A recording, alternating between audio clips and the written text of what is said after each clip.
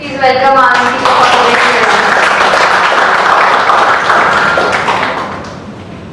So very good evening everyone. And I was just discussing with Miss Deepa that I was at Harvard Kennedy School. There also I face the same problem. And usually I'm on the stage when there are these technical glitches. So this is like a very fun part. So I'll jump right into it. I'll be sharing my story today of how I got this idea, how we developed it into a social venture where we are today. And yeah, so briefly introducing myself, I'm a wildlife photographer and a marathon runner. I also handle my family business, which is into girls' education back in Rajasthan. And my story began from running. It was in college years in 2013 when being an athlete I used to throw a lot of old shoes. So these shoes just used to go in dustbins, and there I thought that why not do something creative out of it, or why not utilize it in a better way. And that's when we started experimenting on those old shoes, and after a lot of working on it, we one day figured that they can be made into comfortable slippers. So this is the first prototype we came up with. You can see the old sole, rubber tires. So we just had like everyone basically knows how a slipper looks like. So just using that visual, we made a footwear out of an old sport shoe. And we thought this would be a hobby, whatever shoes we are throwing away, we just use it for personal use.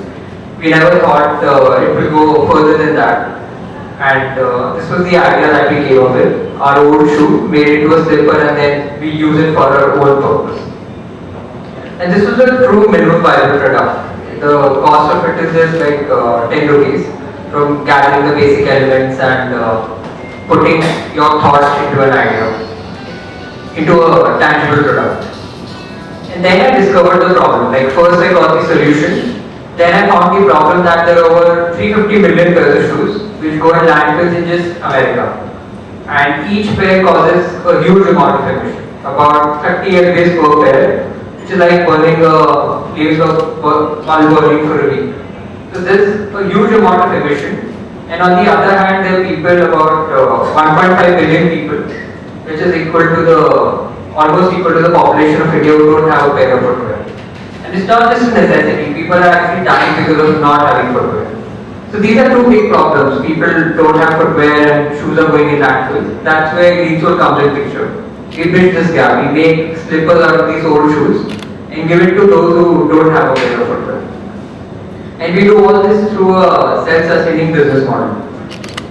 And this is the condition in several places. We were really shocked when we learned about the problem that there are so many people. You can see the conditions some of the places. They're using plastic bottles to make footwear out of them. And then people are even dying in places, some parts of Africa, because like in India we don't have those diseases, but just by walking on contaminated soil you can have diseases which can kill you. So having a pair of footwear can actually save your life. So these are the things which we learned after we got this idea. Then we got this larger picture that we can help this cause. And then we took steps over the last 3 years to come to this stage. Our journey started in 2014. 2013 we had this idea. We were just meeting and working on it once a month, nothing more than that. And I was 19 years old in college, so I was managing my college, and whenever I got time after running, I was working on this. Then one of my teachers suggested that why don't you apply in this innovators competition. So she was telling someone, I overheard it, and I happened to apply for it. And we were the only ones from college to get selected, and we went and exhibited there in Ahmedabad. And so we had the prototype and we had customers for it. So she's from Mozambique. So people actually started buying this product, and they started sharing their views that this is not just your own problem, it's like this idea is revolutionary, it can be done in so many other countries, so many other continents, how do we tie up with you? So we started with this prototype testing, bringing the product to the market, understanding the problem. Then we set up a small manufacturing unit in Mumbai itself, and we were refurbishing about 100 pairs a day. We were understanding because every pair of shoe which comes to us is different. No one has done it before. So we had no technical experience, no entrepreneurship background, no capital. So we were starting to figure out how do we actually make this scalable from 50 pairs a day to 100 pairs and infinitely scalable in terms of manufacturing at least. So we started with a small factory. Then we shifted with Ram Exports in July 2015. So they are one of the largest exporters in India. And it was like a strategic partnership where we got access to their facilities, their R&D, know-how. So it's just minimum capital. Like I started this company with zero capital. I won 5 lakhs from business plan competitions. Then I had a strategic partnership with them which gave us some more capital along with a lot of back-end strength to execute the vision because the idea was very grand and it requires the right team, resources to further scale it. So this was a wonderful tie-up and it has also helped us keep the venture very lean. A lot of time things happen that your running costs are so high that you can't sustain your company. So till now we haven't paid for rent, electricity, warehouse cost. In the 5 years that cost is hasn't been paid by us, zero. And no startup capital also, that also came from business plan competition. And as soon as we had a tie-up with them, we got a lot of corporates who were sponsoring our CSR initiative. So they were sponsoring the recycling of these pairs and the children in need, they were getting it for free. So right from the, you can connect the dots only when you're looking backwards. So only when you're looking backwards you can say, okay, we started from here and now we've got this product and where do we go from here? So these are some of the companies that we have tied up with. They pay us about 200 rupees per pair and using that we are able to not just upcycle the product but also cover all our overheads. Until now we've collected about 2 crores of funds from them. Every year it's rising by 2 to 3 times. But we don't want to stick only to CSR. What we are doing is we've also got a huge media coverage, about 250 articles, lot of organic coverage has been got by Greensole. That's worth about like 25-30 crores. And all just because we had this idea, we were doing it very genuinely. We had no very young people trying to solve a big problem. So people wanted to cover that unique idea. And that really helped us give us that organic reach. And we also into retail now. So these upcycling products customers can buy online. They're also available in selected stores in Mumbai, Delhi, metro cities. We are also starting to offer recycling as a service. So we can collect your old shoe from your house and at a lower cost we can convert it to a slipper and give it back to you. We are also doing auctioning of celebrity shoes. So we've got Harbhajan Singh, Elrit Sharma, a couple of other celebrities who are getting their old shoes, making slippers and then auctioning them. So there's so many ways in which we can further scale this up. We also received appreciation letters from President Obama, Sir Ratan Tata, and you must be thinking it's tough to reach out to these people. Like not everyone is able to get these letters. It's actually very simple. But the problem is we failed to make an attempt. So how many of you know the address of the President of US? How many of you? White House, right? Exactly. So I just wrote a letter one day. I was studying in US and I just wrote a letter, attached a copy of my book, wrote about my venture, and then I got a letter in my inbox from him. And now I'm in touch with him to get his shoes to upcycle them. So there are so many things, we just have to be more opportunistic, more open. Right at the beginning, the college teacher was telling someone else that take this opportunity. But I was there, I was thinking about it. And then I happened to implement it. So like this, we all have a lot of problems, a lot of ideas in our lives. But very few we are able to, we're not open to experimenting. We are too stressed about what will happen like whether this will be successful, what are the next steps. But it's like you never have to see the whole picture. You just have to look at what will be the next step, and that should be sufficient to get you to any level. You also got in touch with a lot of celebrities now. All of them are giving their own shoes, from politicians to sports stars, all these people. And even all these meetings, like Yuvraj Singh, I was with him at an event, and I told him if he can, I just offered him my book. So all the media covered it and it became a book launch. So you need to be creative. You can, like, you need zero capital. You don't need an idea.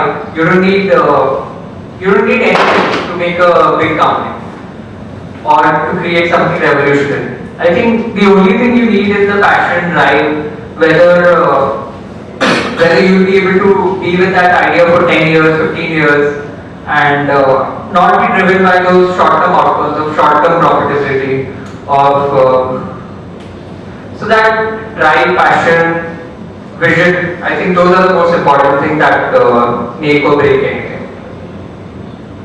We were also in the Forbes Asia 30 under 30 list. We won the Lexus Design Award. We were in the top 12 startups of Asia. I've given more than like 300 talks now. All with this presentation only. I just update one slide, I think, 1 or 2 months. So this is where we are today. Sorry. In today's time, we have donated about 103,000 pairs of footwear. So that is social good. We have saved 150,000 pounds of carbon emissions. So that is environmental good. Then we are also doing skill development in villages of Jharkhand with Tata Steel, in different places where we can employ these people to upcycle footwear. So these are the 3 pillars: social, economic, and environmental good, with profitability and business model also. We are also recycling for companies like Adidas, Skechers. So what we found that they usually burn their shoes. Every year they have defects. So what is happening now is that everything has become very cheap to manufacture. Earlier what used to happen, people had their factories. So they had to pay the full labor cost, full electricity cost, so the cost of things were higher. Now what has happened is that you can hire a factory in China, Bangladesh. So they are making endlessly, but it's not being consumed. So it's ending up in landfills. So same problem is with these bigger brands also. They're making so many shoes that are not being consumed. So this ends up in landfills. And what we do is we prevent it from going there. We make it into slippers, we charge amount for it. We make it into slippers and then give it to the right people.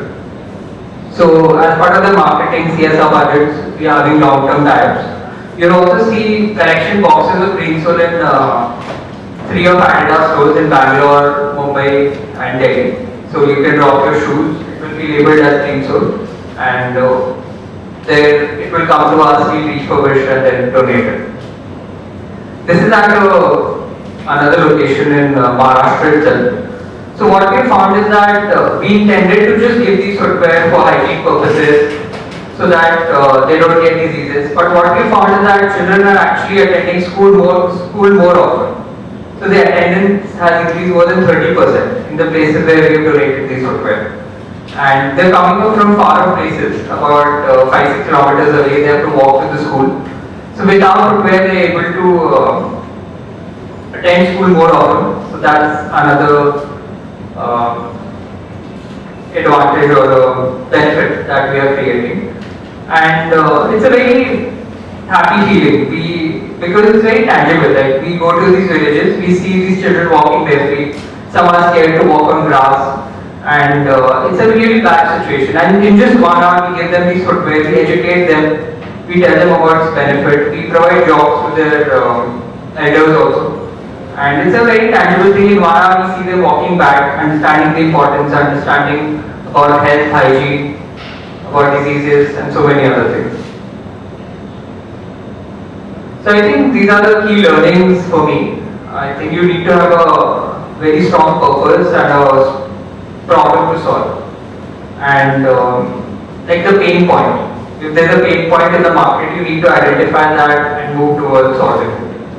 And it's not that we don't have ideas. We always have ideas. And the main importance is that we start executing them and keep a very long-term view. Even if you have like a blockbuster startup, say like a Facebook, that will also take you 10 years to reach a full scale. So have that in mind. Be an outlier. Don't go for don't stick to examples that I have to be a college dropout, I need to raise this much capital, I need to like today I run a family business also along with this company. So some people I've met, they were like, we have family business, so they're successful startups, but they left that and gone back to the family business. So I'm like, you can manage both together, you just need better management skills. Also, you'll be able to take a step back and think from the strategic point of view, rather than just day to day. So be an outlier, don't think, like, be your own example, in whichever field you are. And as I always said that most important thing is drive and enthusiasm. So I think these are the only things which complete the, like if there's a definition of entrepreneurship, success, these are the only things which you can fit in. And the more longer you can sustain the drive and enthusiasm, I think the more impact or whatever needs to you, the more of that you can create. Thank you so much. Thank you.